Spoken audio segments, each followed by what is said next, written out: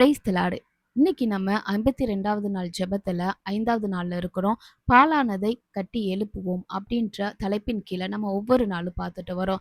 தலைப்போட வசனத்தை நம்ம வாசிச்சுட்டு இன்னைக்குரிய காரியத்தை பார்க்கலாம். நெகேமியா 2ஆம் அதிகாரம் 20ஆம் வசனம். பரலோகத்தின் தேவனானவர் எங்களுக்கு காரியத்தை கைகூடி வர பண்ணுவார்.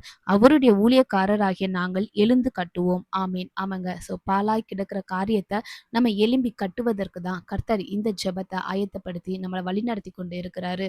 இன்னைக்கு இந்த 5வது நாள்ல நம்ம என்ன பார்க்க போறோம் அப்படின்னா, எலும்பி கட்ட எல்லாரையும், அதாவது பாழாய் கிடக்கிற காரியத்தை எலும்பி கட்ட எல்லாரையும் நம்ம திடப்படுத்தணுங்க. கர்த்தர் ஒருத்தரை எழுப்பியிருப்பாங்க, ஒரு லீடரை எழுப்பியிருப்பாங்க. அவங்க என்ன சொல்லணும் அப்படின்னா, கர்த்தர் அவங்களிடத்துல பேசின காரியத்தை மற்ற எல்லா ஜனங்களிடத்திலையும், தன்னோட வீட்டு காரியம்னா வீட்டில் உள்ள எல்லா நபர்கள்ட்டையும் அதை சொல்லி, அதை இதை செய்வோம் அப்படின்னு சொல்லி எடுத்து சொல்லி கெட்டுறதுக்கு அவங்கள திடப்படுத்தணும். இங்கவும் நெகேமியா அப்படிதான் செய்றாங்க. இன்னைக்கு நம்ம பார்க்க போற வேத பகுதி நெகேமியா 2ஆம் அதிகாரம் 17ஆம் வசனத்துல இருந்து 20ஆம் வசனம் வரைக்கும். அதுல நெகேமியா சொல்லியிருப்பாங்க, இஸ்ரவேல் ஜனங்களை பார்த்து, இங்க பாழா கிடக்கிற எருசலேம் அலங்கத்தை பார்க்கிறீங்களா, இதெல்லாம் நம்ம கட்டி எழுப்புவோம் வாங்க அப்படின்னு சொல்லிட்டு ஜனங்களை திடப்படுத்துறாங்க. அது மட்டும் இல்லாம தேவனுடைய கரம் என் மேல் நன்மையா இருக்கு, தேவன் இதெல்லாம் சொன்னாங்க, ராஜாவும் இதெல்லாம் சொன்னாரு அப்படின்னு சொல்லிட்டு இந்த காரியத்தை எல்லாத்தையுமே எடுத்து சொல்லும்போது அங்க அதை கேட்கிற ஜனங்கள் எல்லாருமே தங்களுடைய கைகளை திடப்படுத்தி கொண்டாங்க. அந்த காரியத்தை எழும்பி கட்ட அவங்க எல்லாருமே ஒத்துழைப்பு கொடுக்குறாங்க.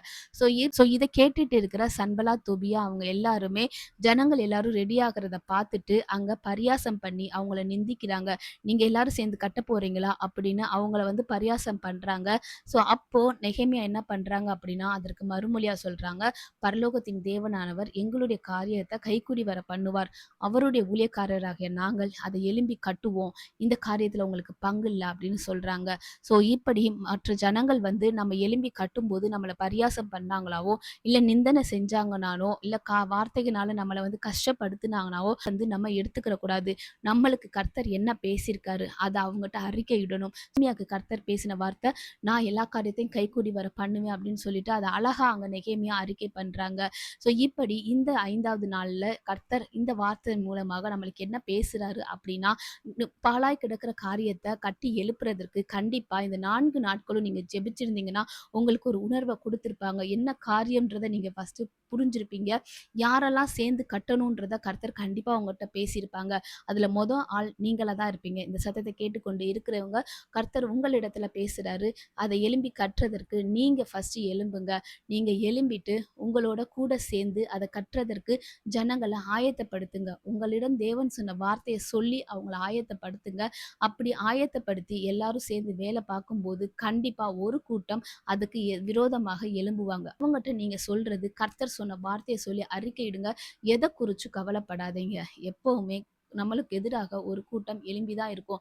அந்த கூட்டத்துக்கு நம்ம செவி சாய்த்தோம் அப்படின்னா கர்த்தருடைய வார்த்தையை நம்ம மறந்துடுவோம். இன்னைக்கு இந்த 5வது நாள்ல கர்த்தர் உங்களோடு பேசின காரியம், நான் உன்னிட்ட பேசின காரியத்தை நீ அக்செப்ட் பண்ணிட்டு ஒரு கூட்ட ஜனத்தை ஆயத்தப்படுத்து.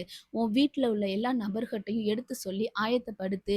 உனக்குரிய சரீரத்துல பாலா கிடக்குதா, அந்த காரியத்தை நீ ஆயத்தப்படுத்து. என்னென்ன காரியத்தை நீ சரி பண்ண முடியுமோ சரி பண்ணு. யார் யாரெல்லாம் நீ திடப்படுத்தணுமோ திடப்படுத்து. இப்ப இந்த 52 நாள் ஜெபம் முடியும் போது பாழாய் கிடக்கிற காரியம் நிச்சயமாய் கர்த்தர் கட்டி எழுப்புவாருங்க. அதற்கு தான் இந்த காரியத்தை நம்மளுக்கு கர்த்தர் வழிநடத்தி கொண்டு இருக்கிறார். கண்டிப்பா எல்லாருமே சாட்சி சொல்லுவோம் இந்த இறுதி ஜெபத்துல. நம்ம எல்லாரும் சேர்ந்து இந்த காரியத்துக்காக ஜெபம் பண்ணலாம். ஸ்தோத்திரம் ஆண்டவரே, நன்றி செலுத்துகிறோம் சுவாமி. இந்த வேளையிலும் தகப்பனே, நீர் எங்களோடு பேசி நம்முடைய மகாபெரிய கிருபைக்காகவும் இரக்கத்துக்காகவும் நன்றி செலுத்துகிறோம். இந்த 5வது நாள்ல தகப்பனே, ஆவியானவரே, நாங்க எப்படி எழும்பணுமோ அதே போல தகப்பனே எங்களோட சேர்ந்து கட்ட ஏசப்பா ஜனங்களை நாங்க திடப்படுத்தணும். ஆவியானவரே அப்பா, நாங்க சொல்ற வார்த்தைகள் அவங்கள திடப்படுத்தி கொள்ளணும் சுவாமி. ஆவியானவரே அப்பா, ஸ்தோத்திரம் தகப்பனை, எல்லாரும் சேர்ந்து எழும்பி கட்டி உம்முடைய ராஜ்யத்துக்கு தகப்பனை ஆவியானவரை மகிமை சேர்க்கும் வண்ணமாக ஆவியானவரே அப்பா, ஸ்தோத்திரம் தகப்பனே அப்பா, எல்லாரும் சேர்ந்து கட்டணும்ப்பா. நீங்க உதவி செய்யுங்க தகப்பனே. நீங்க அப்படி செய்ய போற கிருபைகளுக்காக நன்றி. எங்களுக்கு விரோதமாக யாரு செயல்பட்டாலும் இயேசுவின் நாமத்தினால தகப்பனே அவங்களோட ஆலோசனைகளை எல்லாம் அதமாய் போகும் தகப்பனே. தகப்பனே. அவங்களுடைய பரியாச வார்த்தைகள் எங்களை ஒன்றும் சேதப்படுத்தாது. எங்களை கவலைக்கு உட்படுத்தாது தகப்பனே. ஆவியானவரே, பேசினவர் நீர். ஆவியானவரே, உம்முடைய வார்த்தைகள் இருக்கும்போது மனுஷருடைய வார்த்தை எங்கள் காதுல வராதபடிக்கு எங்களை வழி நடத்துங்க சுவாமி. ஆவியானவரே, கூட இருங்க. இந்த சத்தத்தை கேட்கிற ஒவ்வொருவருக்கும் ஏசப்பா தகப்பனே, ஆவியானவரே அப்பா, அவங்க பாழாய் கிடக்கிற காரியங்கள் எல்லாம் முடிவுக்கு வர ஏசப்பா நீங்க உதவி செய்யுங்க. சரீரத்துல ஏதாச்சும் பாழாய் கிடக்குதுன்னா ஏசப்பா எல்லாத்தையும் சரிப்படுத்துங்க சுவாமி. ஆவியானவரே அப்பா, உம்முடைய நாமத்தினாலே எல்லாவற்றையும் கேட்கிறோம். ஜெயம் எடுப்போம்னு விசுவாசித்து இந்த ஜெபத்தை முடிக்கிறோம். அப்பா தகப்பனே, ஆளுகை செய்யுங்க. இயேசுவின் நாமத்திலே ஜெபிக்கிறோம் ஜீவனுள்ள நல்ல பிதாவே. Amen. God bless you. Jesus loves you.